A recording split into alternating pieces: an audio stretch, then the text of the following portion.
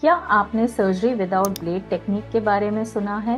ये एक painless surgery है और इसका रिकवरी टाइम भी बहुत कम है। आप सेम डे ही हॉस्पिटल से डिस्चार्ज होकर के घर जा सकते हैं। मैं हूँ शिल्पा और आपका स्वागत है पॉडकास्ट पे शिल्पा में। आज हमारे साथ हैं डॉक्टर गौरव, जो कि इस टेक्निक सर्जरी विदाउट ब्लेड में माहिर हैं। चलिए देखते हैं कि कैसे ये टेक्निक थायराइड की गांठ, ब्रेस्ट में लम्प, वेरिकोस सेल, पाइल्स और हेमोरॉइड जैसी समस्याओं का इलाज करती है और कैसे इसने लोगों की जिंदगी बदल के रख दी है। अगर आपने मेरे चैनल को सब्सक्राइब नहीं किया है तो प्लीज इसे लाइक, शेयर और सब्सक्राइब जरूर कर दीजिएगा, क्योंकि हमें अच्छे गेस्ट लाने में और आप तक सही जानकारी देने में इससे मदद मिलती है। तो आइए शुरुआत करते हैं। हेलो डॉक्टर गौरव, आपका स्वागत है मेरे शो पॉडकास्ट विद शिल्पा में।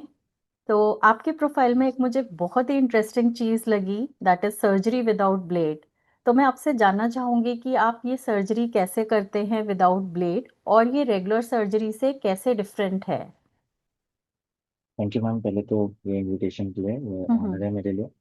बेसिकली मुझे जब हमेशा मेरे स्पेशलिटी को और मेरे सर्जरीज को इंट्रोड्यूस करना होता है पेशेंट्स को, मैं उन्हें हमेशा बताता हूँ कि हमारे सर्जरीज मिनिमली इन्वेजिव है, पर इसे साधारण भाषा में समझाने के लिए इसके तीन खूबी है। पहला, कोई ब्लेड यूज नहीं होता। दूसरा, कोई टाके नहीं लगते क्योंकि कोई कटिंग नहीं किया है, सब कुछ एक पिन होल से हो रहा है, मैं समझाऊंगा कैसे। और तीसरा, इस वजह से कोई भी स्कार नहीं आता, कोई कॉस्मेटिक सीक्वल या स्कार नहीं आता। अब ये कैसे होता है? या तो लेजर्स द्वारा, एक छोटी सी नीडल जो अंदर जाके उस गार्ड को या ट्यूमर को जला देगी। ये बहुत हम्म। चीजों के लिए यूज हो सकता है जो हम आगे बात करेंगे। या फिर एंजियोग्राफी द्वारा, हम शरीर के थाई से या हथेली से छोटी सी तार ले जाके सीधा ऑर्गन के ब्लड सप्लाई में पहुंच सकते हैं और उसका ब्लड सप्लाई कट ऑफ कर सकते हैं, जिससे गार्ड या ट्यूमर या कैंसर भी डेड हो जाए। एंड फाइनली, एक स्पेशल टेक्निक है वैक्यूम असिस्टेड एक्सट्रूजन, जिसमें सुई से जाके हम पूरी गार्ड को निकाल सकते हैं। सो पीस बाय पीस कट करके वैक्यूम से सेट करके, रादर देन बड़ा कट लेके पूरी गांठ निकालने के। तो इस तरह चाहे हम जो भी टेक्नोलॉजी यूज करें, हमें इस पूरे प्रोसेस में कहीं भी कोई ब्लेड यूज करने की जरूरत नहीं है और कोई कट करने की जरूरत नहीं है पेशेंट को कहीं भी इसके लिए। तो इस टेक्नोलॉजी के बारे में लोग इतना बात क्यों नहीं करते? क्योंकि मुझे भी आपका प्रोफाइल देखने से पहले इस टेक्नोलॉजी के बारे में नहीं पता था। तो ये कब आई है इंडिया में? तो ना देखिए, मिनिमली इन्वेजिव इंटरवेंशन तो काफी टाइम से चला रहा है। इनफैक्ट हम सब जानते हैं कि अगर ओपन बाईपास सर्जरी एक ऑप्शन है हार्ट में ब्लॉकेजेस के लिए, तो हम्म। इंटरवेंशनल कार्डियोलॉजिस्ट वही चीज को मिनिमली इन्वेजिव इसी तरीके से एंजियोग्राफी से जाके कर सकता है, स्टेंट डालकर, मैक्सिमम केसेस में। सो ऐसा नहीं है कि हमें मिनिमली इन्वेजिव टेक्नोलॉजी नहीं पता। हर कोई कार्डियोलॉजिस्ट एंजियोप्लास्टी एंजियोग्राफी से वाकिफ है। हम्म। लेकिन हाँ, इंटरवेंशनल रेडियोलॉजी, ये स्पेशलिटी और ये टेक्निक्स बहुत कम लोगों को पता है कि सेम वो हार्ट की टेक्निक्स बॉडी में बाकी हर ऑर्गन में यूज की जा सकती है। हम्म। आई तो मतलब ये टेक्नोलॉजी इंडिया में, मैं कहूँगा आई तो 35 से 40 साल हो चुके हैं, जब से हमारे पहले पायोनियर्स ने इंडिया में ये इंटरवेंशन की शुरुआत की थी। हम्म। लेकिन मैच्योर स्टेज में पिछले 25 साल से चला आ रहा है ये, जहाँ पे ऑलमोस्ट हर टर्चरी इंस्टीट्यूट में ये चल रहा है।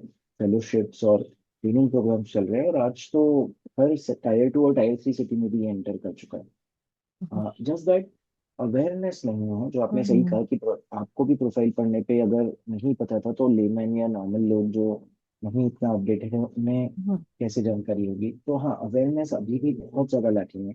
आज हम्म। भी अनफॉर्चुनेटली 90% जगहों पे ये एक रेफरल ब्रांच है।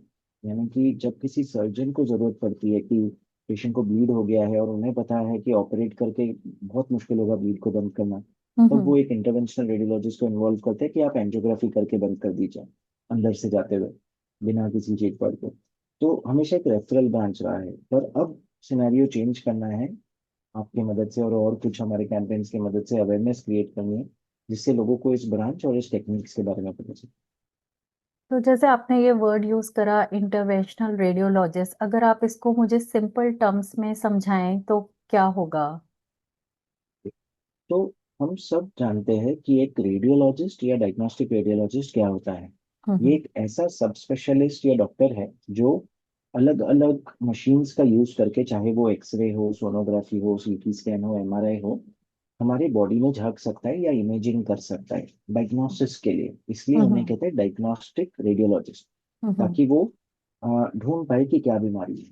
हम्म। जब सेम रेडियोलॉजिस्ट आगे जाकर और सब स्पेशलाइज ट्रेनिंग लेके हम्म। वही मशीन्स को यूज करे गाइडेंस के लिए और बॉडी में मिनिमली इन्वेसिव तरीके से घुसकर ट्रीटमेंट के लिए, तब उसे कहा जाता है इंटरवेंशनल रेडियोलॉजिस्ट।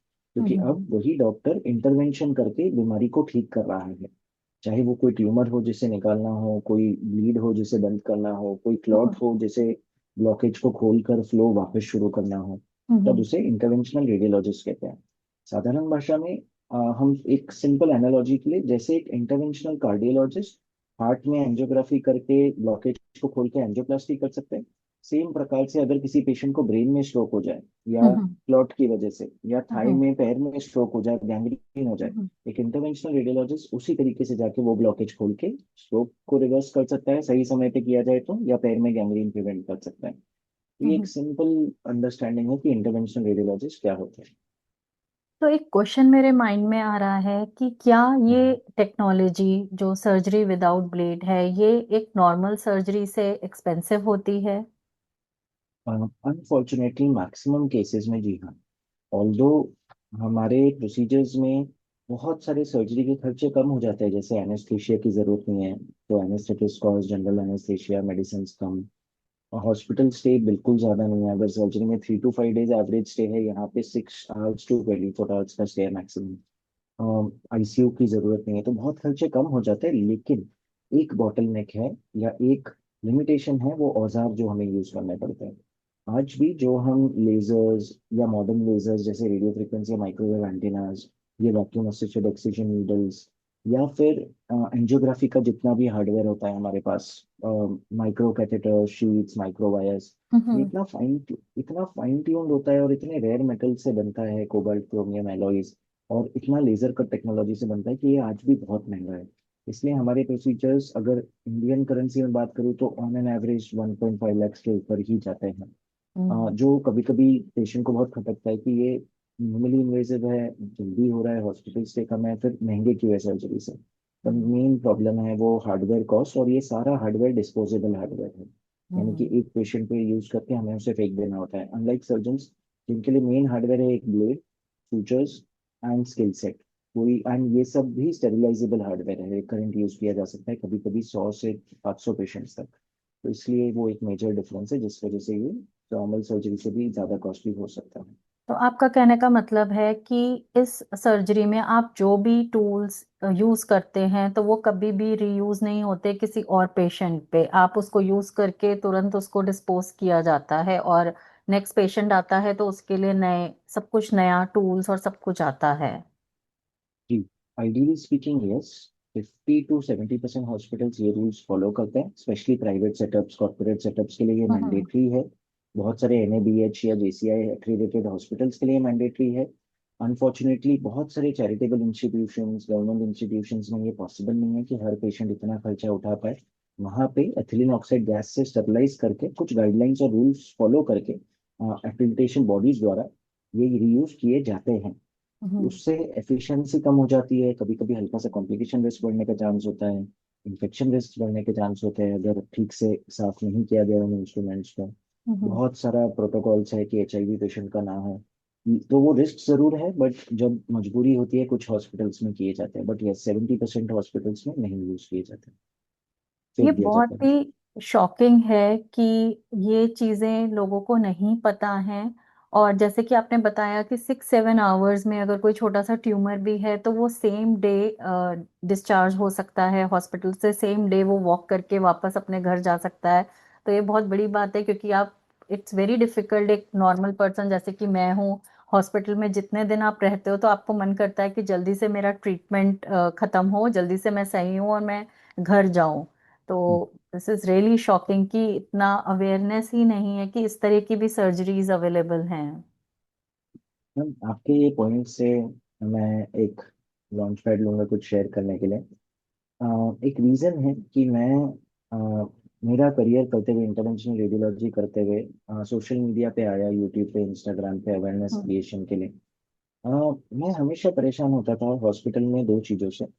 पहला हम्म जब मैं देखता था कि यूरोलॉजिस्ट या कोई भी सर्जन जब कोई हम्म कॉम्प्लेक्स केस देख रहा है, जैसे एक हम्म प्रोस्टेट का पेशेंट आ जाए एक यूरोलॉजिस्ट के पास हम्म जिसको गदूद या प्रोस्टेट सूज गया है और यूरिन पास नहीं कर पा रहे हैं, वो उन्हें ऑपरेट करेंगे सर्जरी से, टेक्नोलॉजी से, जिसे कहते हैं TURP।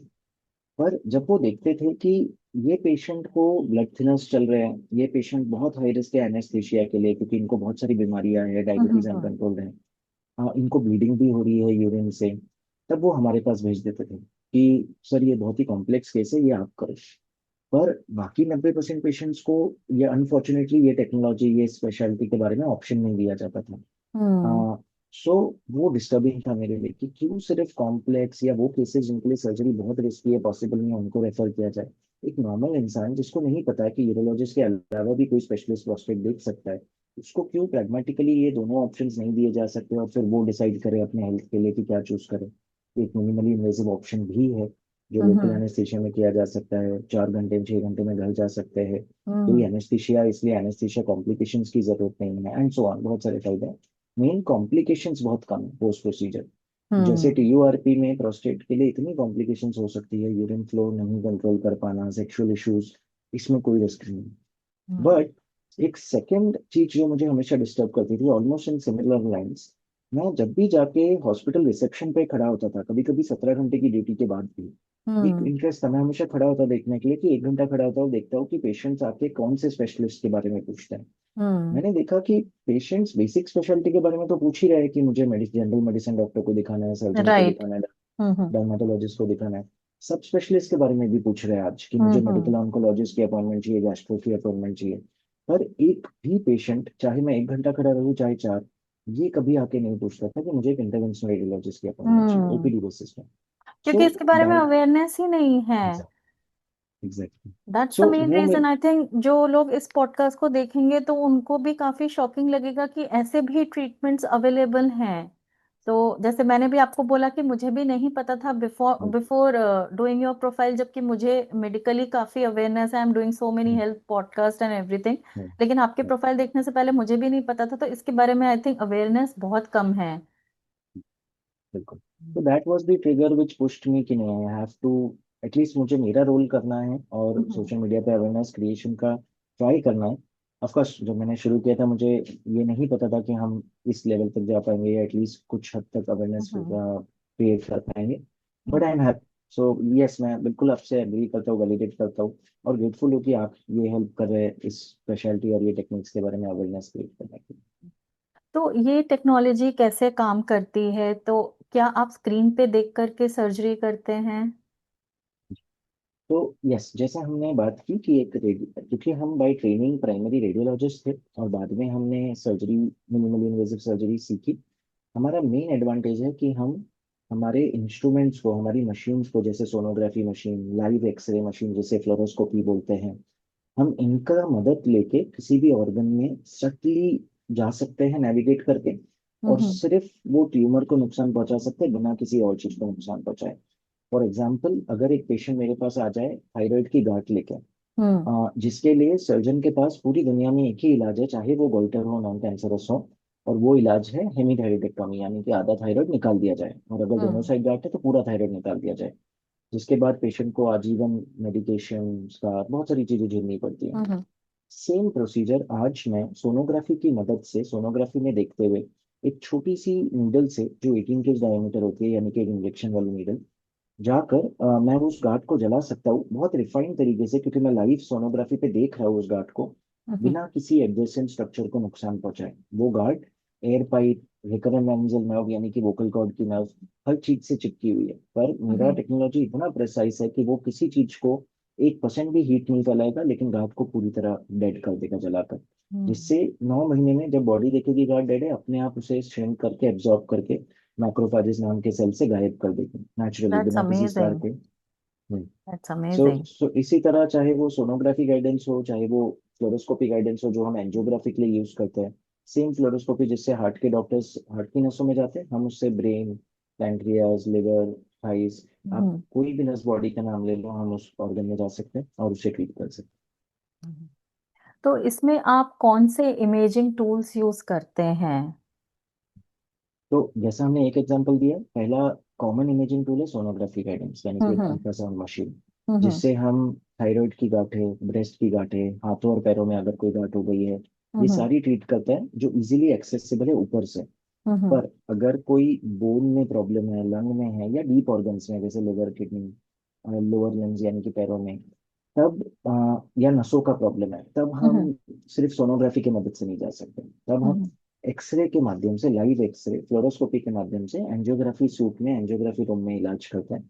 एक्सरे में जैसे हमने प्रोस्टेट का एग्जांपल लिया कि किसी का हम्म दूध या प्रोस्टेट बढ़ जाए, आज हम्म हम उसके हथेली में से एक छोटी सी तार ले जाके एक्सरे में नेविगेट करके प्रोस्टेट की नसों में चले जाते हैं, प्रोस्टेटिक आर्टरीज, और वो नसों को कुछ पाउडर पार्टिकल्स डाल के या कुछ लिक्विड ग्लू डाल के, मेडिकल ग्रेड ग्लू, बंद कर देता है, जिससे प्रोस्टेट को खून नहीं मिलता है, मैक्सिमम प्रोस्टेट डेड हो जाता है, श्रिंक हो जाता है, जिससे हम्म यूरिन का पाथवे खुल जाता है। सब हम्म कुछ यहाँ पे एक पिन होल से, एंड में एक ब्रेसलेट लगाते हैं 2 घंटे के लिए, 4 घंटे में पेशेंट घर जा सकता है बिना किसी ड्रेसिंग के या बिना किसी केयर के। Wow, that's really good. Patient के लिए कितना बड़ा रिलीफ है कि वो आज ही एडमिट हुआ और ट्रीटमेंट हुआ और आज ही वो वापस अपनी फैमिली के पास घर पर आ गया। और कई बारी कुछ लेडीज होती हैं, उनके छोटे बच्चे होते हैं, तो वो बच्चों से इतना दूर नहीं रह पाती हैं, छोटे छोटे 1 साल के 6 महीने के बच्चे होते हैं, तो उनके लिए I think it's a very good treatment कि आप सेम डे एडमिट होकर आप सेम डे ही वापस आ रहे हैं।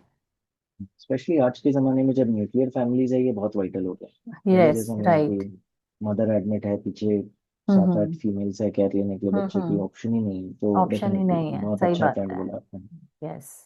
एंड मैं अपने व्यूअर्स के लिए आपसे एक क्वेश्चन पूछना चाहूंगी कि क्या ये ट्रीटमेंट सिर्फ मेट्रो सिटीज में ही अवेलेबल है इंडिया में? तो लकीली आज ये टायर 2 टायर 3 सिटीज में पेनेट्रेट कर चुका है।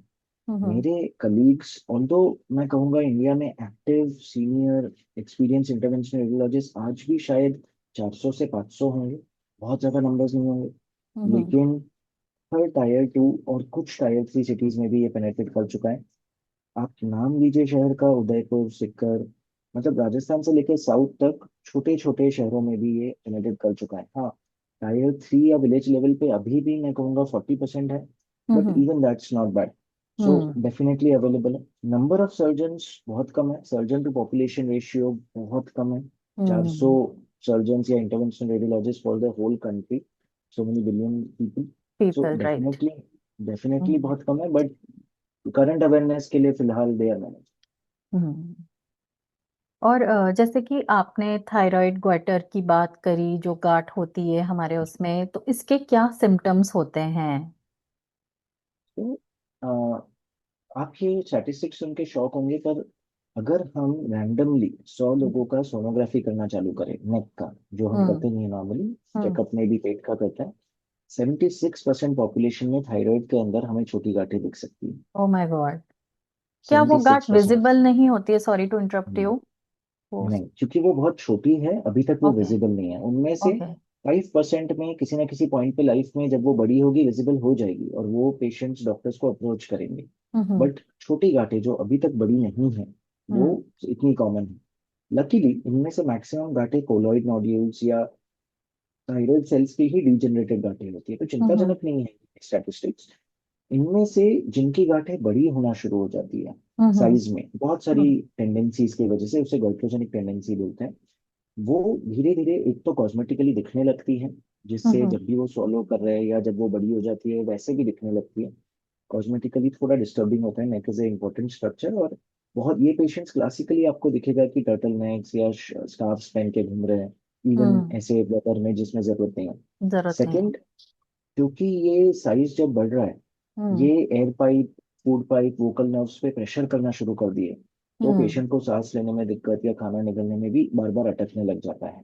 एंड ऑफ हम्म कोर्स अगर साइज बहुत बड़ा हो जाए और पेशेंट ट्रीट नहीं कराना जा रहा है सर्जरी के डर से, तो कभी अगर वो बहुत बड़ी हो जाए तो वो कॉलर बोन के पीछे से चेस्ट में एंटर करना शुरू कर जाती है, और हार्ट पे या जो भी चेस्ट के सेंटर में ऑर्गन्स होते हैं उन पे भी प्रेशर करना शुरू कर देती है। और ओ ऐसे कम पेशेंट्स नहीं है ग्लोबली, सिर्फ इंडिया में, ग्लोबली काफी पेशेंट्स हैं जो उस हद तक भी टॉलरेट करते हैं इन गांठों को, क्योंकि वो हम्म एक नेक सर्जरी नहीं चाहते अपने यंग एज में। हम्म तो किस समय पे मतलब लोगों को पता लगेगा कि हाँ अब मेरी गांठ बढ़ रही है, और वो सतर्क हो जाएं और उनको इलाज के लिए डॉक्टर के पास जाना चाहिए? जैसे कि आपने कई सारे सिम्टम्स बताए, तो जी। ऐसे मतलब हम डॉक्टर जब वो गांठ दिखनी शुरू हो जाए तभी हमें जाना चाहिए, या और वेट Yes. करना चाहिए? तो अभी तक कोई डेटा नहीं है जो सपोर्ट करे कि हम हेल्थ चेकअप के लिए नेक अल्ट्रासाउंड शुरू कर दें। हम्म। सो तीन कॉमन सिम्टम्स है जो अगर हमें दिख रहे हैं या महसूस हो रहे हैं, हमें एक डॉक्टर को अप्रोच करना चाहिए। हम्म। पहला, अगर कॉस्मेटिकली गार्ड दिख रही है, मिड लाइन या पैरा मिड लाइन, डेफिनेटली हम्म। इग्नोर नहीं करना है, एक डॉक्टर को दिखाना है।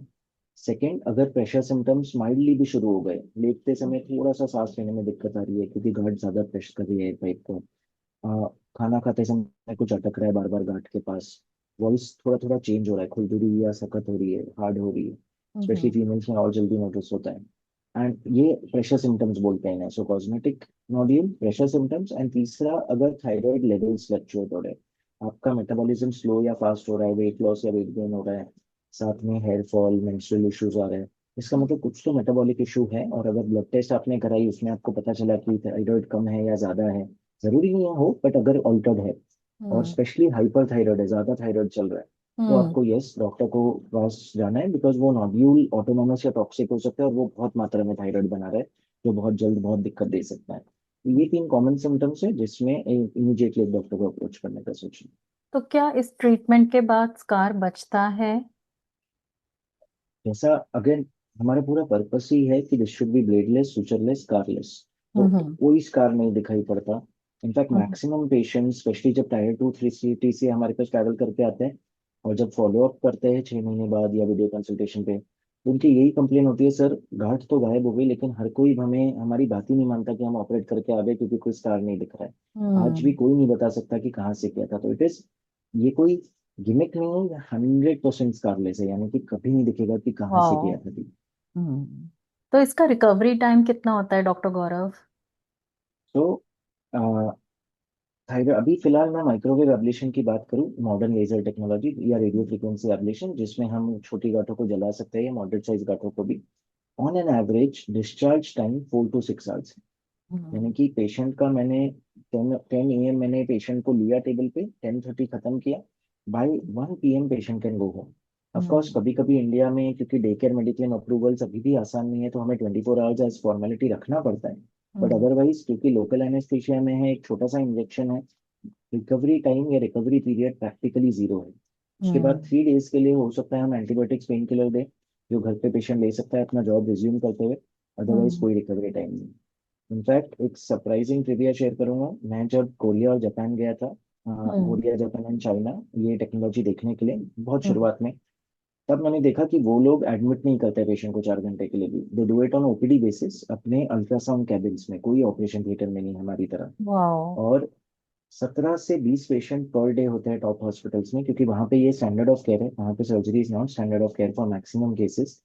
पेशेंट्स को एक के बाद एक लिया जाता है, ऑपरेट किया जाता है, ऑपरेट होने के बाद अल्ट्रासाउंड कैबिन में पेशेंट को बोला जाता है आप कॉटन से ये पकड़ लो, 5-10 मिनट के लिए बाहर बैठ जाओ।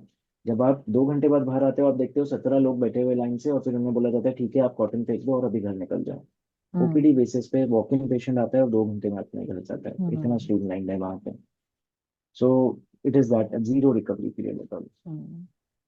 मतलब ये कितना अमेजिंग ट्रीटमेंट है, सर्जरी विदाउट ब्लेड। इसमें सेम डे में पेशेंट अपना घर जा सकता है, और इसका रिकवरी टाइम इतना कम है।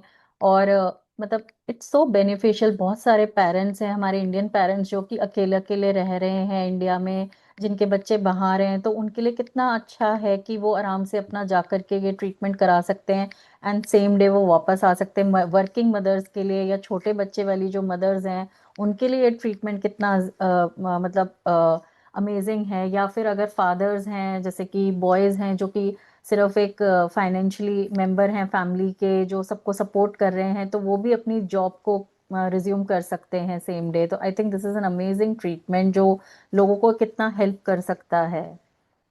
तो Completely अगर agree. मैं इसके बाद आपसे बात करूं ब्रेस्ट में लम्प्स के बारे में, तो वो अगर हमें कभी अपनी ब्रेस्ट में लंप दिखाई देती है तो वो कैसे फील होती है, और हमें इमिडिएटली कब डॉक्टर के पास जाना चाहिए? क्योंकि आजकल ये प्रॉब्लम बहुत कॉमन है हम लेडीज में। बिल्कुल। ये बहुत ही अच्छा पॉइंट आपने रेज किया। देखिए, ब्रेस्ट कैंसर फीमेल्स में one of the commonest cancers है। जहाँ मेल्स हम्म। में लंग और प्रोस्टेट टॉप करता है, फीमेल्स में ब्रेस्ट कैंसर टॉप करता है। और इसकी शुरुआत होती है, अगेन राइटली सेड, लंप से। और हम्म। अनफॉर्चुनेटली हो सकता है आपको लंप स्पॉन्टेनियसली ना फील हो जब तक वो थोड़ा बड़ा ना हो जाए, या फिर हम्म। बाजुओं में या कहीं और फैल ना जाए। हम्म। इसलिए बहुत जरूरी है कि हम यूट्यूब पे जाकर सेल्फ अवेयरनेस वीडियोस देखें, सेल्फ ब्रेस्ट एग्जामिनेशन। हम्म। सिंपल टेक्निक सर्जन्स ने, नर्सेज ने दिखाई है कैसे आप अपना ब्रेस्ट पल्पेट करके देख सकते हो हर साल या 6 महीने में एक बार कि कोई लंप तो नहीं आ रहा है, हम्म। स्पेशली अगर आप 35 साल के ऊपर हो गए हो तो। हम्म। और मैं तो कहूँगा यंग फीमेल को भी कोई हर्ज नहीं है एक बार एग्जामिन करने में खुद को, क्योंकि कैंसर इतना कॉमन ना सही, ऑल्दो हम एक डेकेड शिफ्ट देख रहे हैं कैंसर में। जो चीज हम 60 के ऊपर देखते थे, आज हम 30 के नीचे भी देख रहे हैं। बट फिर भी हम्म। रिलेटिवली लेस कॉमन है। पर फाइब्रोएडिनोमास और बहुत सारी गांठें कॉमन है, इसलिए उनको भी सेल्फ बेस एग्जामिनेशन करना चाहिए। यहाँ से शुरू होता है अवेयरनेस कि हम्म। पहले आप खुद पकड़ लो जल्दी टाइम पे। एक बार आप वो देख लो, आप एक स्पेशलिस्ट के पास चले जाओ, चाहे वो गायनेकोलॉजिस्ट हो, ब्रेस्ट सर्जन हो, इंटरवेंशनल रेडियोलॉजिस्ट हो। वो सबसे पहले आपका इमेजिंग कराएंगे। एग्जामिन हम्म। करने के बाद वो, अगर आप यंग हो तो सोनोग्राफी कराएंगे, अगर एज 40 के ऊपर है तो मैमोग्राफी या कॉम्बिनेशन कराएंगे, हम्म। एक्सरे मैमोग्राफी, जिससे डायग्नोस हो जाएगा कि गांठ कितनी बड़ी है, उसका रूप कैसा है। एक हमारा स्कोरिंग होता है, बायराइट स्कोरिंग, जो हमें बताता है कि ये बिनाइन लग हम्म। रहा है, नॉन कैंसरस, या कैंसर की तरफ डाउट आ रहा है। और हम्म। वो स्कोरिंग के बेसिस पे हम डिसाइड करेंगे, अगर हमें कुछ डाउट है, कि इसकी बायोप्सी करनी है क्या। हम्म। लकीली मैक्सिमम फीमेल्स में ये लंप बिनाइन होता है, मैक्सिमम है, सब में नहीं हम्म। वो। तो अगर आपको बता दिया गया है कि बिनाइन है, फाइब्रोएडिनोमा है या हम्म। नॉन कैंसरस गांठ है, तब आप थोड़ा रेस्ट अश्योर्ड जरूर हो सकते हो। पर उसमें भी कुछ क्राइटेरियाज है जिन्हें ट्रीटमेंट की जरूरत है। हम्म। अगर गांठ एक पर्टिकुलर साइज से बड़ी है, 25 मिलीमीटर या 30 मिलीमीटर से बड़ी है साइज में, अगर वो सीरियल अल्ट्रासाउंड पे बढ़ रही है साइज में, पेन करना शुरू कर दिया है, डिस्मॉर्फिक अपीयरेंस दे रही है, टेस्ट का शेप ही बिगाड़ रही है, तो इन केसेस में बहुत जरूरी हो जाता है कि हम उसे ट्रीट करें, हम उसे इग्नोर ना करें। पहले इसका ट्रीटमेंट केवल एक था, सर्जरी, ओपन सर्जरी हम्म। करके कट करके उसको निकाल दिया जाए, जिसमें of course bleed, infections, lactiferous दूध की डक्ट्स का कट होना, ऑफ कोर्स टिश्यू डैमेज होना, ये रिस्क थे। एंड मेन स्कार एंड में फीमेल, स्पेशली यंग फीमेल जिन्हें फाइब्रोएडिनोमास है, बड़े हैं, उनको स्कार से बहुत चिंता होती थी। आज हम इसका ट्रीटमेंट एक छोटे से नीडल टेक्नोलॉजी से कर सकते हैं, जिसे कहते हैं वैक्यूम असिस्टेड एक्सेशन। तो आपका कहने का मतलब है इसमें हमें कोई सर्जरी की भी रिक्वायरमेंट नहीं है, सिर्फ नीडल के थ्रू ही हम ये कर सकते हैं? जी बिल्कुल। जिन कुछ परसेंट फीमेल्स को ये गांठ, जैसा मैंने क्राइटेरियाज बताए, बढ़ना शुरू हो गई है या पेन दे रही है, उनमें सर्जरी की जरूरत बिल्कुल नहीं है।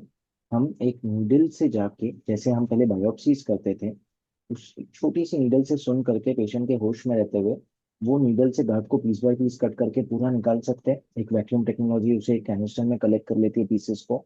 हम वो पूरा पीसेस लैब में भेज सकते हैं पैथोलॉजी एग्जामिनेशन के लिए, जिससे हमें कंफर्म भी हो जाए कि हाँ, ये फाइब्रोएडिनोमा है, एक बिनाइन गांठ है, नॉन कैंसरस, कुछ गंभीर नहीं है।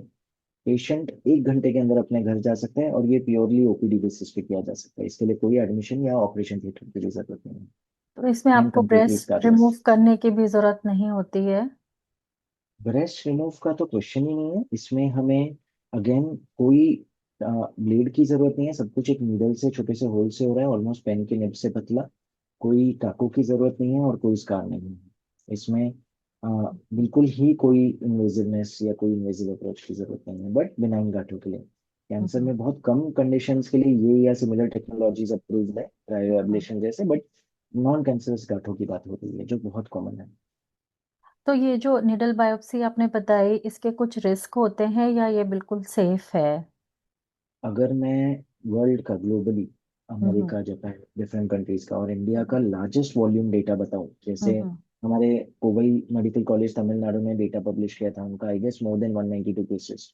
तो 192 केसेस में 1 से 3 पेशेंट्स को कुछ माइनर छोटा सा क्लॉट जमना या ब्लीड होना हल्का सा, जो अपने आप क्लॉट बन के रुक गया था और 3 हफ्ते में एब्जॉर्ब हो गया था। हम्म। इसके अलावा किसी पेशेंट में कोई कॉम्प्लिकेशन नहीं आया। तो अगर 1 to 1.5 to 2% कॉम्प्लिकेशंस है भी तो वो माइनर और टेम्पररी है, उसके अलावा कोई मेजर कॉम्प्लिकेशन नहीं है।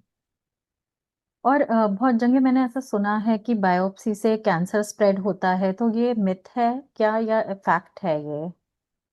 अनफॉर्चुनेटली ये एक बहुत मिसरिप्रेजेंटेड मिथ है। हम्म। बेसिकली जी हाँ, ये मेडिकली सच है कि अगर एक कैंसर को बायोप्सी की जाए और सही तरीके से ना की जाए, या सही तरीके से की भी जाए, तो कभी कभी एक प्रॉब्लम होती है जिसे कहते हैं ट्रैप्ड मेटास्टासिस, यानी कि कैंसर के कुछ सेल्स आपने निकालते समय वो बायोप्सी नीडल ट्रैक में बिखेर दी, ओ, जिससे ओके। वो कैंसर उस नीडल ट्रैक में हल्का सा उसके सेल्स डिपॉजिट हो सकते हैं और हल्का सा फैल सकता है केवल उस एरिया में। हम्म। ये फैक्ट नोन है। इसका फर्स्ट सेकंड, इसको एलिमिनेट या बहुत मिनिमाइज किया जा सकता है। हम्म। थर्ड, सर्जन्स ये बात जानते हैं, इसलिए जब भी ऑपरेट करते हैं वो ट्रैक को साथ में निकालते हैं ताकि कोई रिस्क ना रहे। सो जो हमें बताया जाता है कि अगर आप एक कैंसर की बायोप्सी करोगे तो वो कैंसर फैल जाएगा, ये पूरी तरह हम्म। एक मिथ है। इसका कोई मेडिकल एविडेंस नहीं है। इनफैक्ट बिना बायोप्सी के, बिना जो टेस्ट हम करते हैं बायोप्सी सैंपल पे, histopathology, immunohistochemistry, genetic testing, immunotherapy testing, उसके बिना कोई भी ऑन्कोलॉजिस्ट, चाहे वो कीमोथेरेपी स्पेशलिस्ट हो, रेडिएशन ऑन्कोलॉजिस्ट हो या सर्जन हो, वो हाथ नहीं लगाएगा और ट्रीट नहीं करेगा। ना वो ट्रीट कर पाएगा बिना ये रिपोर्ट्स के। तो ये मिथ के वजह से जितना लोगों का फायदा हुआ है उससे कहीं ज्यादा नुकसान हुआ। और मैं आपको बताता हूँ कि मिथ शुरू क्यों हुआ। मैक्सिमम पेशेंट्स जाते हैं एक डॉक्टर के पास, इंडिया में स्पेशली, जब कैंसर बहुत हाई स्टेज पे पहुंच जाता है, स्टेज 4। वो राइट। अल्ट्रासाउंड करता है। अल्ट्रासाउंड पे देखता है गॉल ब्लैडर, पित्त की थैली में एक गांठ है, और उसे रियलाइज होता है, ओ शिट, ये कैंसर हो सकता है। अभी तक पेट सीटी स्कैन नहीं हुआ है, या पेट सीटी स्कैन कर लिया है पर रिपोर्ट नहीं आई है। बायोप्सी कर ली जाती है क्योंकि पता है कि बायोप्सी की रिपोर्ट 5 to 7 डेज लेती है। उसके बाद और आधुनिक सेकेंडरी जांचें उसी सैंपल पे वो 14 से 30 दिन लेती है, हम्म। तो इसलिए बायोप्सी कई बार सर्जन या ऑन्कोलॉजिस्ट पहले करवा लेता है। हम्म। बायोप्सी कर ली, रिपोर्ट में आ गया कैंसर है, उसके बाद पेट सीटी करने गए, उसमें पता चला स्टेज 4 है। तो उन्हें हम्म। लगता है कि ये गॉल ब्लैडर का कैंसर, वो बायोप्सी की तो देखो पूरे शरीर में फैल गया, जब गया था तब तो सिर्फ गॉल ब्लैडर में था। तो हम्म। ये बिल्कुल बिल्कुल ही एक मिसरिप्रेजेंटेशन है। इसलिए शायद हम भी थोड़ा प्रोटोकॉल चेंज करें और पहले पेट सीटी करके उनको दिखा दे कि ये देखिए ये आपका स्टेज है, और फिर हम हम्म। बायोप्सीज करें ताकि ये मिथ और ज्यादा फैल ना हो।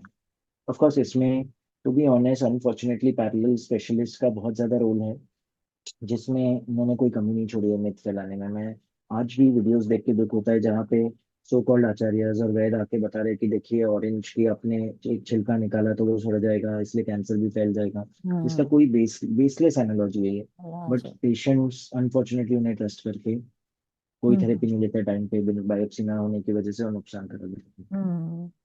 और कई बारी यही सोशल मीडिया के थ्रू कई बारी आपको ज्यादा हार्म पहुंच जाता है रेदर देन डूइंग गुड, क्योंकि आई थिंक हमें जो, अगर कोई एक प्रोफेशनल है, एक डॉक्टर है, एक सर्जन है, कोई बात कह रहा है आकर के, हमें उसको सुननी चाहिए रेदर देन जस्ट कोई भी इन्फ्लुएंसर कुछ भी बोल रहा है मेडिकली, तो हमको उसकी बात सुन करके वो चीज़ फॉलो नहीं करनी चाहिए।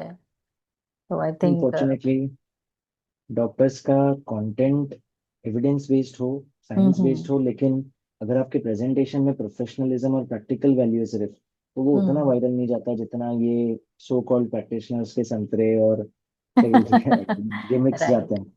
तो हाँ। अनफॉर्चुनेटली वो एक सोशल मीडिया एल्गोरिदम का फैक्ट है। नेक्स्ट मैं आपसे बात करना चाहूंगी पाइल्स और हेमोराइड्स के बारे में। तो जो लोग इसका इलाज करवाते हैं वो बहुत कंफ्यूज रहते हैं कि हमें एम्बोलाइजेशन कराना चाहिए या फिर लेजर सर्जरी कराना चाहिए, तो इन दोनों में क्या डिफरेंस है? ठीक है, मैं टू बी ऑनेस्ट पहले लोगों को थोड़ा सा वाकिफ करना चाहूंगा कि पाइल्स की थेरेपी इवॉल्व कैसे हुई। हाँ। फाइल्स फाइल्स जब सर्जन्स को पता चला कि अच्छा ये एंडोवैस्कुलर क्वेश्चंस है जो नॉर्मली होते हैं लैट्रिन के रास्ते में, एनएस में, लेकिन कॉन्स्टिपेशन की वजह से, बैड हैबिट्स की वजह से, टॉयलेट हैबिट्स की वजह से वो लूज होता जा रहा है उसका आर्किटेक्चर, और ब्लड फ्लो बढ़ता जा रहा है, जिससे वो मासेस बाहर जट हो रहे हैं, ब्लीड कर रहे हैं, तो उन्हें रोकना जरूरी है। हम्म। स्टार्टिंग हुई सिंपल प्रोसीजर हेमरेक्टोमी, की पाइल्स को काट के निकाल दो हम्म। ना। आप काट के निकाल दोगे, ब्लीडिंग बंद हो जाएगी, वो बाहर प्रोलैप्स होना बंद हो जाएगा, पाइल्स क्योर हो जाएगा। हम्म। सर्जन्स ने नोटिस करना शुरू किया कि एक तो ये इन्वेजिव है, जब आप हम्म। एनस म्यूकोजा में जाके काट रहे हो थोड़े दिन बहुत ज्यादा परेशानी हो रही है पेशेंट को, सिवियर पेन, चाल में पता चल जाता है कि ये पेशेंट का ऑपरेशन हुआ है, बहुत रिकवरी पीरियड लंबा है। हम्म। दूसरा, उन्हें रियलाइज हुआ कि पाइल्स फिर से आ रहा है, क्योंकि एक हम्म। क्वेश्चन खराब था, हमने वो निकाल दिया, तीन और क्वेश्चन है, कुछ एंसिलरी सपोर्टिव क्वेश्चन हैं। हम्म। तो उन्हें रियलाइज हुआ कि हम रूट कॉज नहीं ठीक कर रहे, जो है वो ब्लीडिंग, जो ब्लड वेसल्स इस क्वेश्चन में ब्लड ला रही है, वो हम्म। अभी भी तेज ब्लड ला रही है आदतों की वजह हम्म। से। तो वो हम ठीक नहीं कर रहे हैं और उस वजह से हम्म। बार बार हो रहा है। तब एक अब ये जो हिमेरोडेक्टोमी प्रोसेस था, इसके लिए बहुत मिनिमली इन्वेसिव ऑप्शंस आए। हम्म। सर्जन ने कहा मैं लेजर कर देता हूँ, मैं काट के निकालू क्यों, पेशेंट को तकलीफ हम्म। होती है, मैं एक सुई से जला देता हूँ पाइल्स को। तो हम्म। लेजर प्रोक्टोलॉजी, लेजर एब्लेशन शुरू हुआ, बट प्रॉब्लम वही रही कि खून अभी भी ज्यादा आ रहा है, तो हम्म। पाइल्स रिकवर हो जाएगा। हम्म। फिर एक टेक्नोलॉजी आई स्क्लेरोथेरेपी, कि हम पाइल्स में एक छोटी सी नीडल से पंचर करेंगे और उसमें एक केमिकल छिड़क देंगे जो पाइल्स को वॉल को जला देगा, तो वो क्लॉट हम्म। हो जाएगा और धीरे धीरे एब्जॉर्ब हो जाएगा। हम्म। फिर भी प्रॉब्लम सेम है कि खून ज्यादा आ रहा है, नया पाइल्स आ जाएगा। हम्म। तब कुछ सर्जन्स ने इंटेलिजेंटली एक टेक्नोलॉजी बनाई जिसे कहते हैं DGHAL, hmm. Doppler guided haemorrhoid artery ligation. Hmm. उन्होंने कहा बार बार जो मैनिफेस्टेशन है, जो सिम्टम है, आप उसको निकाल रहे हो, जला रहे हो, हम्म। केमिकल से खत्म कर रहे हो, जो नस उसको फीड कर रही है आप उसको बांध दो ना। आप एक हम्म। सोनोग्राफी छोटा सा ले जाके लैट्रिन के रास्ते, वो हम्म। आर्टरी को, वो नस को सिर्फ टाई कर दो एक सूचर से, एक टाके से, क्योंकि खून बंद हो जाएगा, ये पाइल्स या तो डेड होके खुद गिर जाएगा नीचे, या फिर क्लॉट होके धीरे धीरे सिकुड़ जाएगा और गायब हो जाएगा। हम्म। हम इंटरवेंशनल रेडियोलॉजिस्ट ने यही फैक्ट अपनाया और हमने कहा आप फिर भी लैट्रिन के रास्ते से जाके, एनएस से जाके उसे बांध रहे हो, वो भी थोड़ा हम्म। पेनफुल होता है और हम्म। कभी कभी लेस प्रिसाइज होता है। हम हम्म। हथेली से एक छोटी सी तार ले जाके सीधा पाइल्स की नस में जाएंगे, एंजियोग्राफी हम्म। में देखते हुए हम एंजियोग्राफी पे डॉक्यूमेंट करेंगे कि वो पाइल्स को फीड कर रही है, और उसके अंदर ब्लू पार्टिकल्स, कॉइल कुछ भी डाल के वो नस को अंदर से ही बंद कर देंगे। बंद कर देंगे पेश ताकि ब्लड का फ्लो नहीं आए। बिल्कुल, Right. बिल्कुल हाँ। रूट कॉज ट्रीट हो जाए, पेशेंट का हम्म। पाइल्स या तो झड़ जाए या हम्म। डेड हम्म। होके क्योंकि ब्लड नहीं मिल रहा है, या फिर क्लॉट बन हम्म। के एब्जॉर्ब हो जाए, श्रिंक हो जाए, और पेशेंट को बिना पैंट उतारे ट्रीटमेंट हो जाए। मेन हम्म। फायदा है, पोस्ट ऑप मॉर्बिडिटी कुछ नहीं है, क्योंकि हमने एनस के रास्ते कुछ भी नहीं किया। हम्म। ये मेन डिफरेंस है, जितने भी पाइल्स की थेरेपी है एक्सेप्ट ये, वो सब एनस के रास्ते से होते हैं, इसलिए पोस्ट ऑप मॉर्बिडिटी बहुत होती है और मैक्सिमम रूट कॉज में डील करता है। Of course hmm. सर्जन्स भी इवॉल्व हो रहे हैं अब। हर लेजर प्रोक्टोलॉजी सर्जन का रूल है कि सिर्फ लेजर करके कोई फायदा नहीं है, सबसे पहले अंदाजे से पाइल्स के ऊपर जाके आर्टरी को टाके से बांध दो, फिर आप लेजर करो। सो वो लोग हम्म। भी इवॉल्व कर रहे हैं, वो लोग भी धीरे धीरे ये अपना रहे हैं। But hmm. एंड में it is through the anus and it is painful, post op recovery है, मॉर्बिडिटी है, एंड अभी भी रिकरेंस है, क्योंकि वो प्रिसाइज है, अंदाजे से फील करके सुई लगाई जा रही है, टाका लगाया जा रहा है, जबकि यहाँ हम एंजियोग्राफी से देख के प्रिसाइसली उसको फील कर रहे हैं। हम्म। तो क्या ये वापस आ सकता है एक बारी ट्रीटमेंट हो जाता है तो? तो हम रिकरेंस रिस्क बहुत कम कर सकते हैं हेमोरॉइड हम्म। एम्बोलाइजेशन से। हम्म। लेकिन अगर पेशेंट की आदतें नहीं सुधरी, जैसे खाने में हम्म। इनफ फाइबर या हाइड्रेशन रखना, हम्म। टॉयलेट में ज्यादा देर ना बैठना, ना स्ट्रेन करना, मोबाइल ना लेके जाना, मूवमेंट बिल्कुल लैकिंग है, basic squatting posture, basic malasana या मूवमेंट नहीं है, वॉकिंग भी नहीं है, तो 100% वापस आएगा। क्योंकि आज तीन क्वेश्चंस खराब है, मैं तीनों का फ्लो बंद कर दूं और तीनों को गिरा दूं, तो और हम्म। सपोर्टिव क्वेश्चंस है जो फिर से बन जाएंगे, फिर से पाइल्स का रूप ले लेंगे, टाइम लगेगा, बहुत साल लग जाएंगे हम्म। दोबारा। तो इसलिए बहुत जरूरी है कि जो भी ट्रीटमेंट आप लो, आप हम्म। ट्रीटमेंट ऐसा चूज करो जो मिनिमली इन्वेसिव हो, रिकरेंस चांस कम हो, रूट कॉज डील करे, लेकिन आप अपनी आदतें सुधारो और अपने इंटरवेंशनल रेडियोलॉजिस्ट या सर्जन से डिस्कस करो कि सर मुझे अपने शेड्यूल में क्या क्या चेंज करना है, जिससे ये हम्म। प्रॉब्लम वापस ना आए कभी। वापस ना आए, राइट। और ये क्या पेनफुल होता है ये प्रोसेस? बिल्कुल भी नहीं। हम ये प्रोसेस पूरी तरह अगेन लोकल एनेस्थेशिया में होता है, तो पेशेंट को एक हम्म। चींटी काटने समान डंक लगेगा, उसके बाद कोई पेन नहीं। जब हम्म। हम प्रोसीजर खत्म करते हैं, पूरा हम्म। टाइम पेशेंट होश में है, वो स्क्रीन पे देख रहा है कि मेरे बॉडी के अंदर वायर जा रही है, अभी कॉइल जा रहा है, पर उसे कुछ नहीं पता चल रहा। होने के बाद उसको माइल्ड इस्केमिक पेन होता है, on a scale of 1 to 2 out of 10, very mild, जिसके लिए मैक्सिमम पेशेंट्स, अगर हम पेन किलर देते भी है तो बोलते हैं सर जरूरत ही नहीं है, ये तो बहुत इजी और टॉलरेबल है, इतना तो हम्म। पाइल्स के साथ भी दिक्कत थी। तो हम्म। और वो भी 3 से 5 दिन, उससे ज्यादा नहीं, तो हम्म। Completely painless procedure.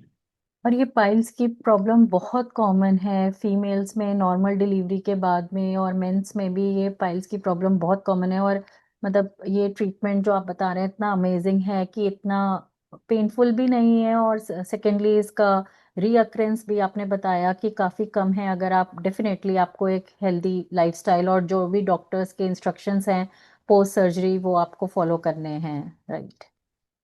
Of course इसका सिर्फ ट्रेड ऑफ या कैविएट है कॉस्ट, ठीक है, लैक ऑफ हम्म अवेयरनेस है। बट हम्म अनफॉर्चुनेटली अभी भी कॉस्ट एक बॉटलनेक है। फाइल्स का इलाज आज छोटे छोटे क्लिनिक में, चाहे वो आयुर्वेद शास्त्र सूत्र क्लिनिक हो या एक सर्जिकल लेजर क्लिनिक हम्म हो, बिटवीन 10 to 25,000 भी हो जाता है।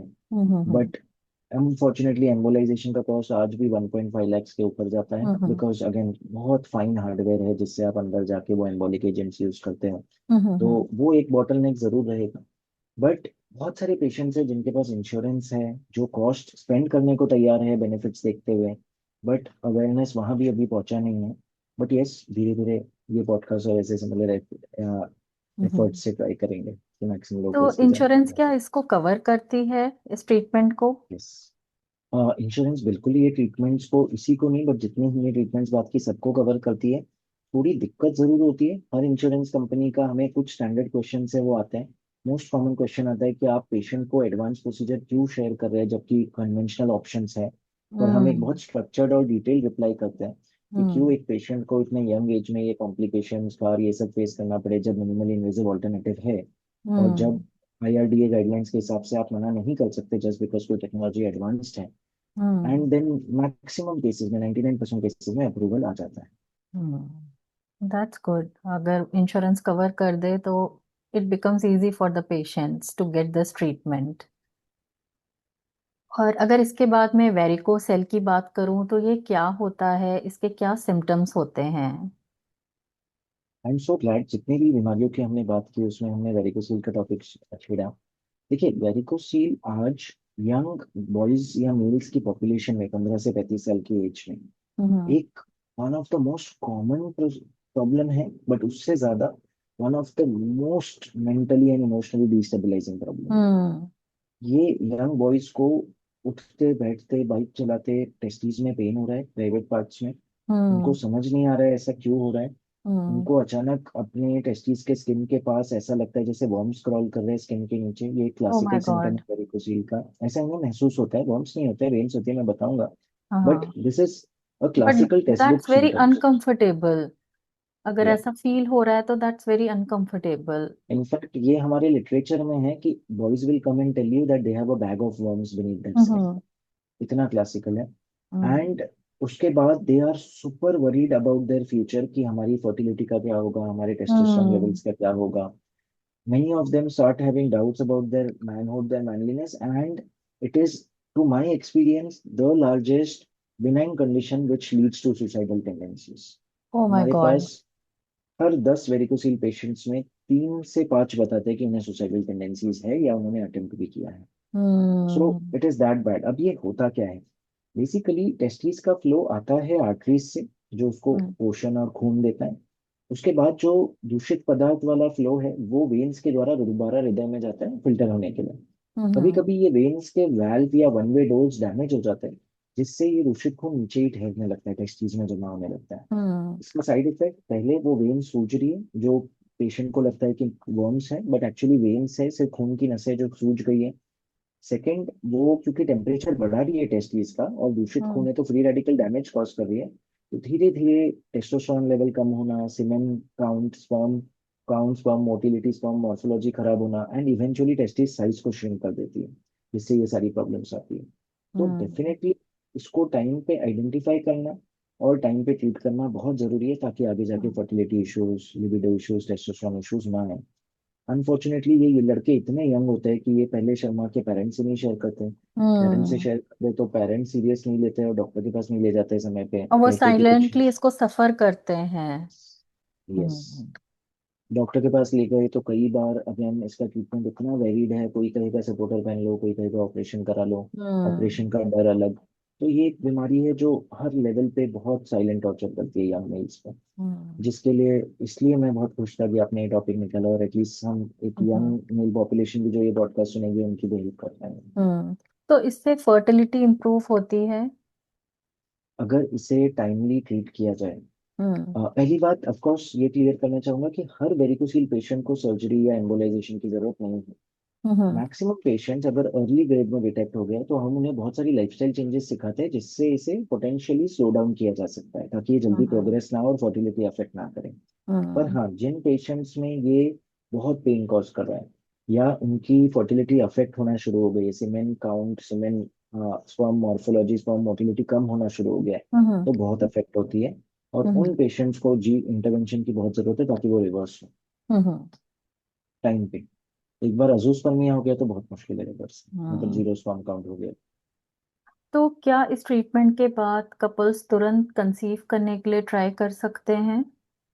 With a short break of I would say 3 months, क्योंकि हमारा हम्म। स्पर्म बनने में 90 डेज लेता है। तो अगर मैं ओके। वेरिकोसिल खत्म भी कर दूं हमारे एंजियोग्राफी और एम्बोलाइजेशन टेक्निक से, तो 90 डेज टू 120 डेज लगेगा न्यू हम्म स्पर्म आने में, फॉर्म होके। तो हम्म यस, बट 4 से 5 महीने के गैप के बाद बिल्कुल ट्राई कर सकते हैं। और you will be surprise by the number of calls we get कि सर 9 साल से पिता नहीं बना था और आज आपकी वजह हम्म से 5 महीने में ही प्रेग्नेंट हो गई भाई। तो हम्म इतना ड्रास्टिक रिजल्ट्स। हम्म। और इसका रिकवरी कितना फास्ट है? Again like any other of our angiographic procedures, अगर हम हम्म ये प्रोसीजर नेक से या थाई से करें, 6 घंटे में पेशेंट को डिस्चार्ज कर सकते हैं, पेशेंट अपने घर जा सकता है। अब हम्म इनफैक्ट 80% हमारे पेशेंट्स, मेरे पेशेंट्स ट्रैवल करके आते हैं अलग अलग स्टेट से, कुछ अलग कंट्री से। वो सेम इवनिंग फ्लाइट लेके वापस लौट जाते हैं। अ, वाओ। अगले मॉर्निंग से अपना जॉब ज्वाइन कर लेता है, यानी कि रिकवरी हम्म पीरियड या लीव पीरियड, एब्सेंटेजम पीरियड जीरो है। यस, उनको हम्म 2 हफ्ते से 3 महीने लगेंगे कुछ सटल चेंजेस के लिए जो बॉडी में हो रहे हैं। आपने टेस्टिस का मेन वेन आउटफ्लो बंद कर दिया है, तो टेस्टिस रीडाउट करेगी चारों और वेन्स हम्म में। तो थोड़ा डिस्कम्फर्ट, थोड़ा इन्फ्लेमेशन, फ्लेबाइटिस, कुछ कुछ चीजें पेशेंट महसूस करेगा, बट इतनी नहीं कि वो अपना नॉर्मल लाइफस्टाइल ना जी पाए। तो हम्म कोई रिकवरी पीरियड नहीं है। ये पॉडकास्ट जो भी व्यूअर्स देख रहे हैं उनसे सवाल है कि क्या आप जानते हैं इंडिया में कितने लोग अनअवेयर हैं इसके बारे में, इस ट्रीटमेंट के बारे में, जो कि इतना अमेजिंग है, कि जिसमें रिकवरी टाइम कम है और जो बिल्कुल भी ज़्यादा पेनफुल नहीं है, and without surgery, just with the help of some needles ये ट्रीटमेंट आपका हो सकता है और आप सेम डे वॉकआउट कर सकते हैं हॉस्पिटल से। और तो इसके बाद मैं आपसे बात करना चाहूंगी कि सबसे शॉकिंग केस आपकी लाइफ में कौन सा रहा है? हम्म।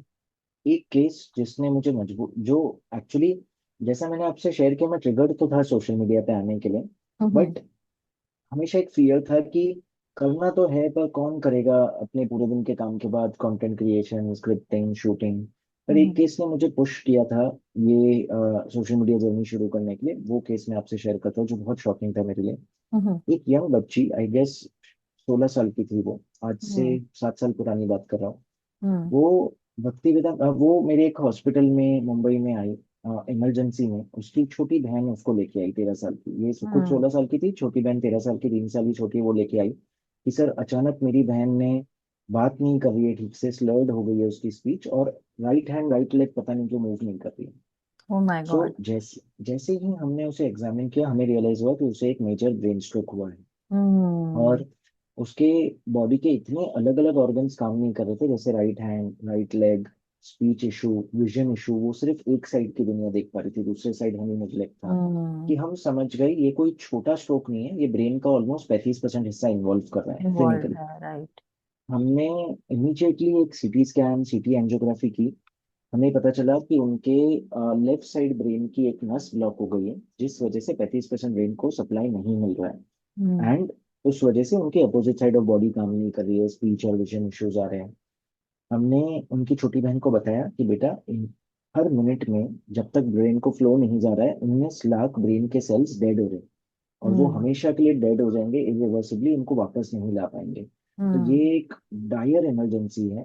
अगर आप हमें कंसेंट दे दो, भले हम जानते हैं आपके पेरेंट्स ट्रैवल कर रहे हैं बाहर, आपके कुछ रिलेटिव्स मामा और चाचा आ रहे हैं थोड़ी देर में, लेकिन अगर आप हमें कंसेंट दो, हम पहली बार बिना फाइनेंशियल अरेंजमेंट्स के, बिना फाइनेंशियल कंसेंट के भी तैयार है, क्योंकि बच्ची बहुत छोटी है, उसके लिए जीवन का हम्म सवाल है। परमानेंट पैरालिसिस और डेथ वर्सेस कंप्लीट रिकवरी। तो हम्म अगर आप हमें कंसेंट दो, एज ए डॉक्टर मैं तैयार हूँ ओनर्स लेने के लिए फाइनेंसिस का, बट मैं इन्हें ओटी में ले जाना चाहूंगा। छोटी सी एंजियोग्राफी करूंगा छोटे से पिन होल से, और वो क्लॉट को निकाल दूंगा। इस प्रोसेस को कहते हैं मैकेनिकल थ्रोम्बेक्टोमी। हम्म वो बच्ची बहुत डर गई कि सर मैं कैसे ये रिस्क लूं, आप बता रहे हो हम्म 1 to 2% रिस्क भी सही है बात है। प्रोसीजर में। तो हम्म ऑब्वियसली 13 साल की थी, वो अपेक्षा तो नहीं थी उससे। हम्म हमने उसे कहा आप रिलेटिव्स को कॉल करो। उन्होंने कॉल किया मामा जी को जो पहुंचने वाले थे। अब उस टाइम पे वो गब्बर मूवी का फीवर और वो सब था, तो सबको लग रहा था हम्म। डॉक्टर्स इमरजेंसी इमरजेंसी बोल के डराते हैं और जानबूझ के ऑपरेट करते हैं। हाँ, ऐसा बहुत तो होता है। जी जी, तो मामा जी पहुंचे थोड़ी देर में, बोले बिल्कुल कंसर्न मत देना, मैं आके समझूंगा। वो पहुंचे थोड़ी देर में, उन्हें हमने ये सारी बात बताई। उन्होंने हम्म। कहा नहीं, पास में मेरे दोस्त का नर्सिंग होम है, मैं वहां ले जाऊंगा और वहां अपनी बच्ची को ठीक कर दूंगा, मुझे नहीं हम्म। आप लुटेरे के हॉस्पिटल में जो डरा हम्म। के छोटी बच्ची को ऑपरेट कर रहे ऑपरेट कराना है। वो चले गए। अब नर्सिंग होम में ना सीटी स्कैन, ना न्यूरोलॉजिस्ट, ना कोई फैसिलिटी। 8 घंटे बाद विजिटिंग न्यूरोलॉजिस्ट आए। उन्होंने देखा और कहा कि आपने बहुत फुलिश डिसीजन लिया है। जो गोल्डन पीरियड था 3 to 6 आवर्स का, आपने वो वेस्ट कर दिया अभी। हम्म। ऑनसेट से जब इससे प्रॉब्लम शुरू हुई थी तब से 8.5 घंटे ऑलमोस्ट हो गए हैं। आप हम्म। तुरंत इन्हें एक हायर सेंटर लेके जाओ, नहीं तो या तो डेथ या परमानेंट पैरालिसिस पक्का है। Oh my God. वो हमारे पास वापस लाई और इस बार गिड़गिड़ाने लगे कि सर बहुत बड़ी गलती हो गई है, प्लीज आप इन्हें ले लो और ऑपरेट करो। हमने उन्हें समझाया कि अगर हम करना भी चाहे, हम वो ईगो नहीं रखेंगे कि आपने पहले मना कर दिया वापस ले आओ, बच्ची का सवाल है, बट हम्म। पहले हमें एक सीटी स्कैन करके देखने दो कि कोई फायदा भी है क्या करने का, क्योंकि टाइम निकल चुका है। निकल चुका हमने है। हमने सीटी स्कैन किया और पाया कि 35% ब्रेन डेड हो चुका है। हम्म। अगर हम एंजियोग्राफी करके वो क्लॉट निकाल भी दे, वो कोलेस्ट्रॉल प्लैक निकाल भी दे, तो कोई फायदा नहीं है एक डेड ब्रेन को फ्लो वापस रिज्यूम करके। इनफैक्ट रिस्क ज्यादा है अभी रिपरफ्यूजन ब्लीड का, जो हम्म। प्रेशर जीरो है उसको इतने घंटों बाद चालू करने का ब्लीडिंग रिस्क ज्यादा है। हमने हम्म। उनके मामा जी को समझाया कि अब बहुत देरी हो चुकी है, बच्ची का 35% ब्रेन डेड हो चुका है। अब आप एक ही हम्म। चीज कर सकते हैं कि अगर 48 आवर्स जो क्रिटिकल है जिसमें ये ब्रेन स्वेल करेगा वो हम्म। निकल जाए, चाहे स्पॉन्टेनियसली चाहे सर्जरी करके स्कल का फ्लैप निकाल के, ताकि स्वेलिंग बाहर जाए और किल ना कर दे पेशेंट को, तो आप 3 महीना डिलीजेंटली फिजियोथेरेपी स्पीच थेरेपी कराओ और प्रे करो हम्म। कि थोड़ी पावर थोड़ी स्पीच वापस आ जाए। हंड्रेड हम्म। परसेंट रिकवरी अपेक्षा ही नहीं है क्योंकि 35% रेंज जा चुका है, पर एटलीस्ट अगर वो स्टिक लेके वॉशरूम तक जा पाए या थोड़ा स्पीच रिकवर हो जाए तो बहुत बड़ा विन होगा। और हम्म। ये एक छोटे से गलत डिसीजन में, जिसके लिए मैं उनके रिलेटिव्स को ब्लेम नहीं करता, अपनी जगह वो डरे हम्म। हुए थे, उनको लगा कि हम्म। सेकेंड ओपिनियन लेना चाहिए। पर ये छोटे से लैक ऑफ अवेयरनेस की वजह से, छोटे से रॉन्ग डिसीजन की वजह से वो एक यंग बच्ची का पूरा जिंदगी स्पॉइल हो गया। ये मेरे हम्म। लिए सबसे बड़ा शौक था उस दिन, और मुझे इतना मजबूर और बेबस लगा कि एक सब स्किल सेट होते हुए मैं बच्ची की हेल्प नहीं कर पाया, हम्म। क्योंकि कंसेंट नहीं था और बिना कंसेंट के नहीं कर सकता। हम्म। सो तो उस दिन मैंने डिसाइड किया कि नहीं, मुझे एक सोशल मीडिया कैंपेन शुरू करना है और एटलीस्ट अवेयरनेस शुरू करना है। इसलिए हम्म। मेरा स्टार्टिंग अवेयरनेस वीडियो स्ट्रोक पे था, और यही बच्चे की कहानी है और ये चीजें मैंने शेयर की कि हम्म। प्लीज अगर गोल्डन पीरियड है तो पहले तो हॉस्पिटल टाइम पे पहुंचो, और दूसरा प्लीज डिसीजन टाइम पे लो। ये केस ने मुझे हिला दिया था। आई थिंक आपकी स्टोरी से हम सब एक बहुत इम्पोर्टेंट चीज़ लर्न कर सकते हैं कि हमें कई बारी कुछ डिसीजंस क्विकली और सही टाइम पर लेने चाहिए, क्योंकि कई बारी इतनी देर हो सकती है कि उसके बाद शायद डॉक्टर भी कुछ ना कर सके। तो इट्स वेरी इम्पोर्टेंट, अगर किसी को मल्टीपल ओपिनियंस भी लेने हैं तो वो पेशेंट की कंडीशन देख करके आप ले सकते हैं। लेकिन अगर पेशेंट बहुत सीरियस है तो इमिडिएटली राइट ट्रीटमेंट उसको मिलना बहुत ज़रूरी है।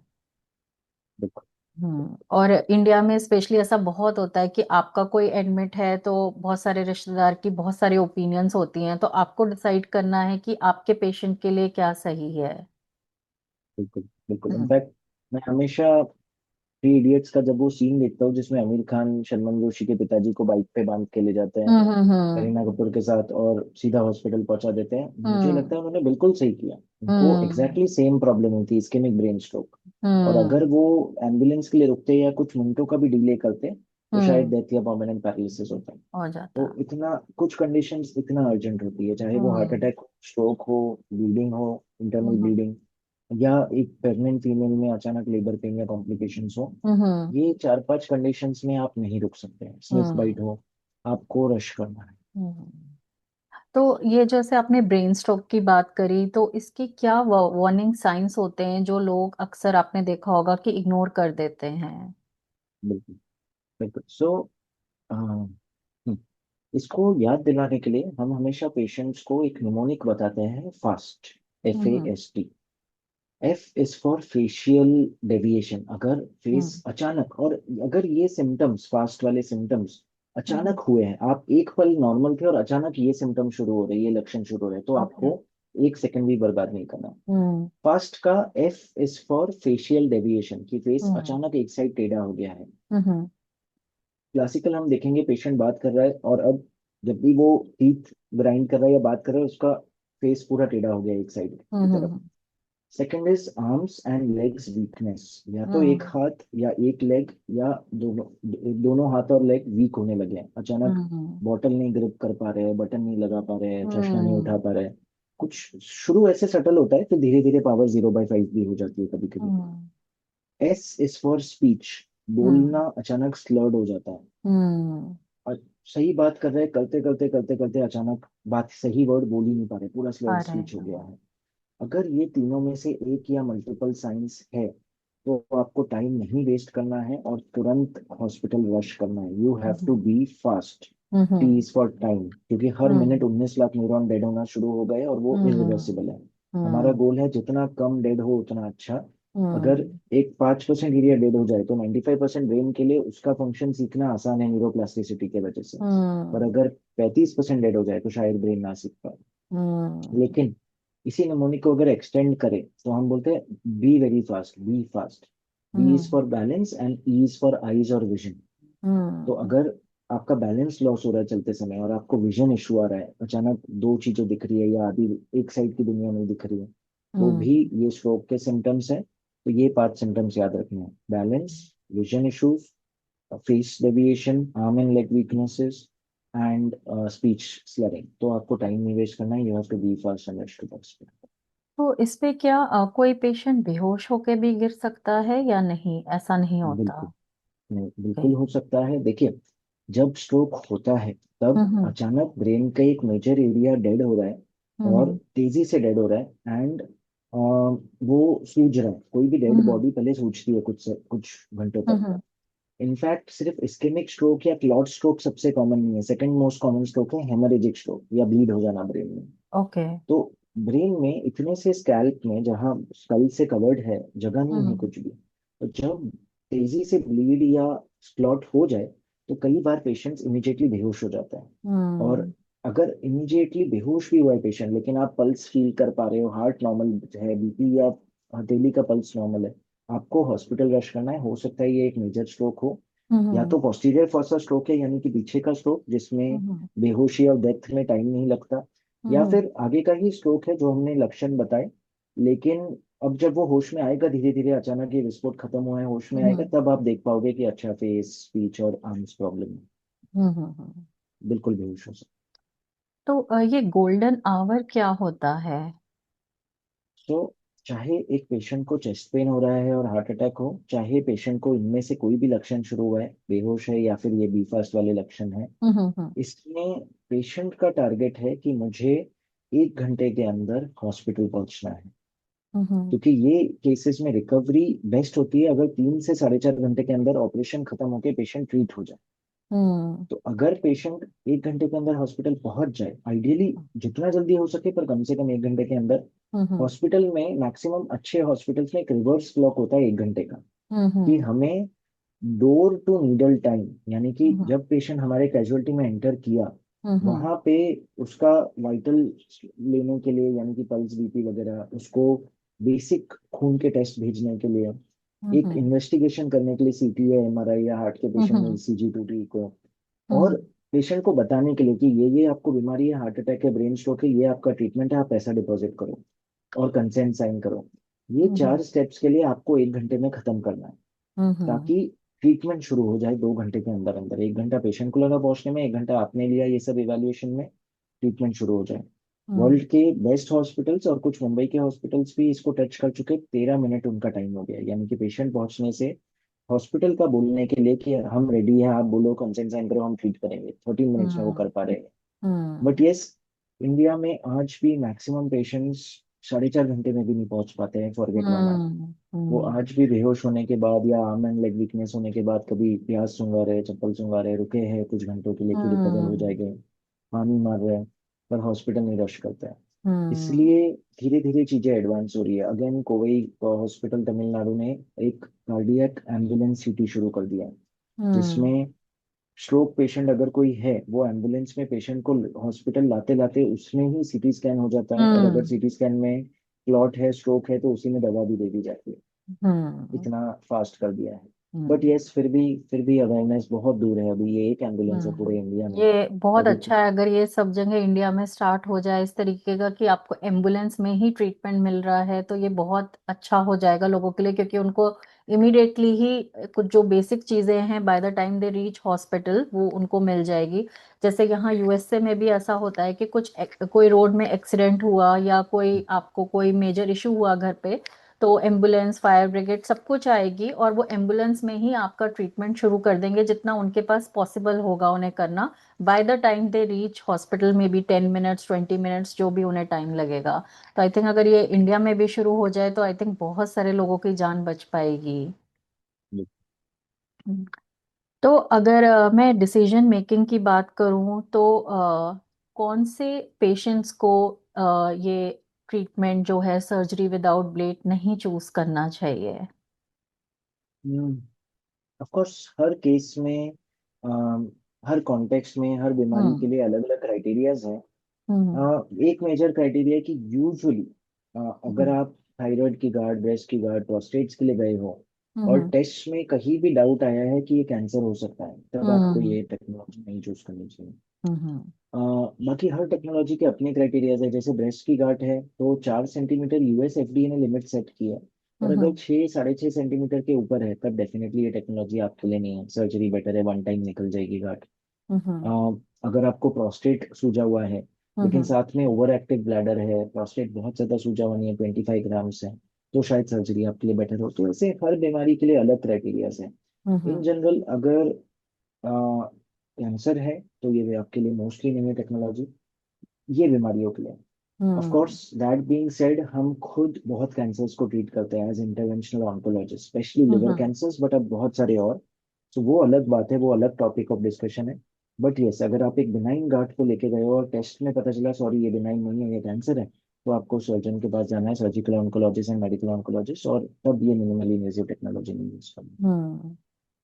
तो इसमें जैसे कि आपने बताया कि अगर वो गांठ कैंसरस है तो ये ट्रीटमेंट नहीं होता, तो जैसे ये कैंसर के ट्रीटमेंट के लिए जो इंटरवेंशन रेडियोलॉजी है तो ये पॉसिबल होती है या ये सिर्फ क्योर है बिल्कुल। या फिर एक सपोर्टिव ट्रीटमेंट है?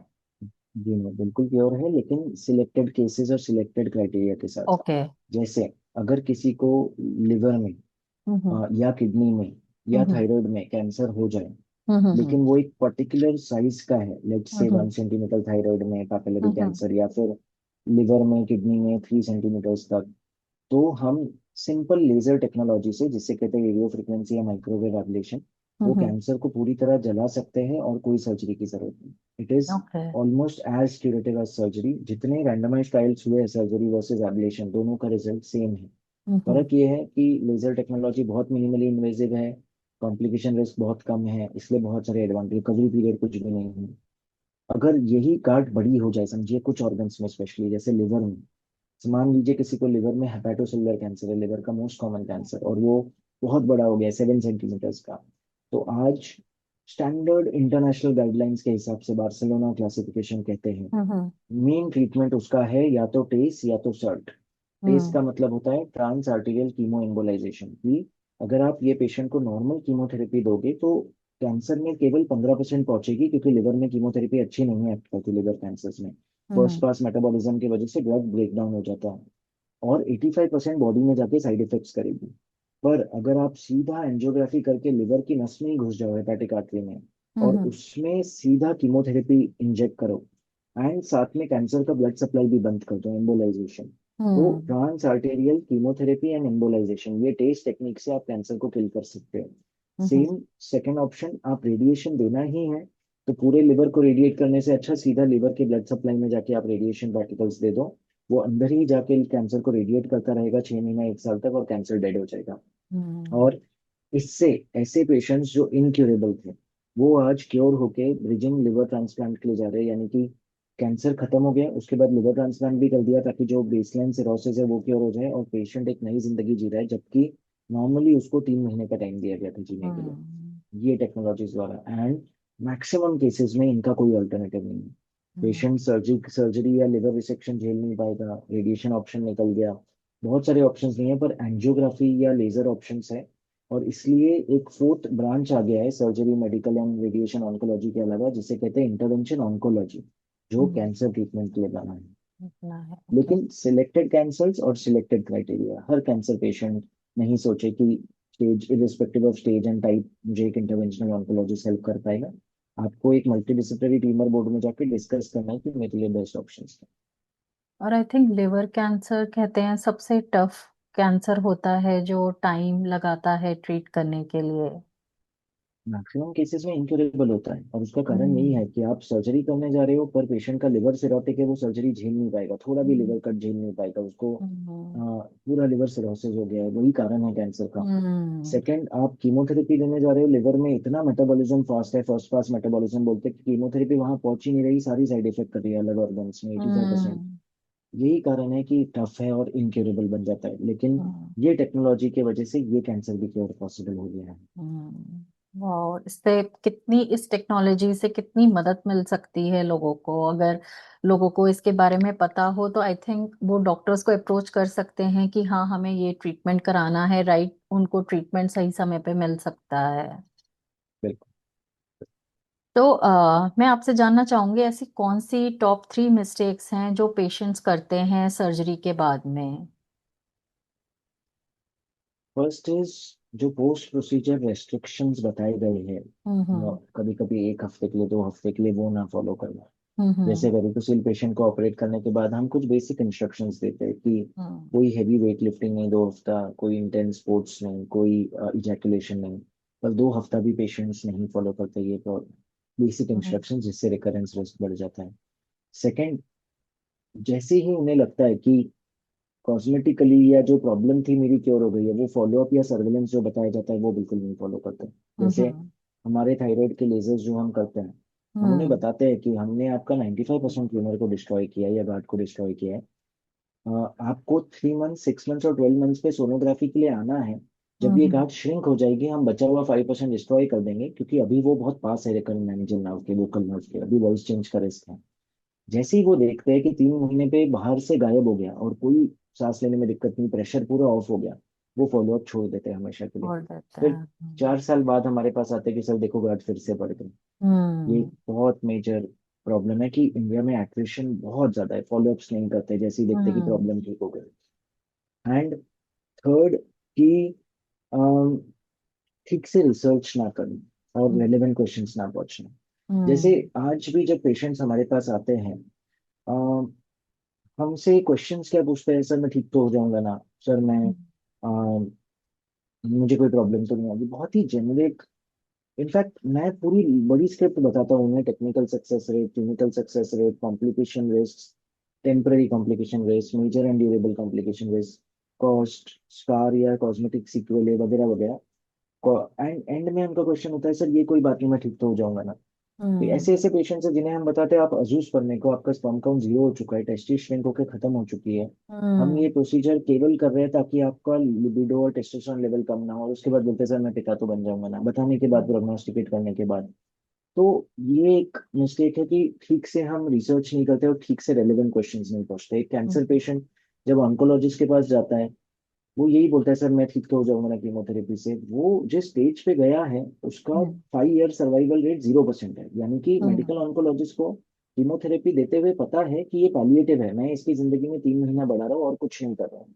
पर हम्म, फिर भी वो पेशेंट वो सुनना नहीं चाहता है, और फिर ऑन्कोलॉजिस्ट भी नहीं उसको चैलेंज करना चाहता है या पेशेंट को डिस्टर्ब करना चाहता है। तो ये हम्म, एक सिनेरियो चेंज करना पड़ेगा हमें, थोड़ा प्रैग्मेटिक, थोड़ा रेलेवेंट रिसर्च, रेलेवेंट क्वेश्चंस लेके जाना पड़ेगा। एंड लास्ट, कि हमें खुद थोड़ा रिसर्च करना पड़ेगा, ताकि we hmm, don't blame the doctors every time.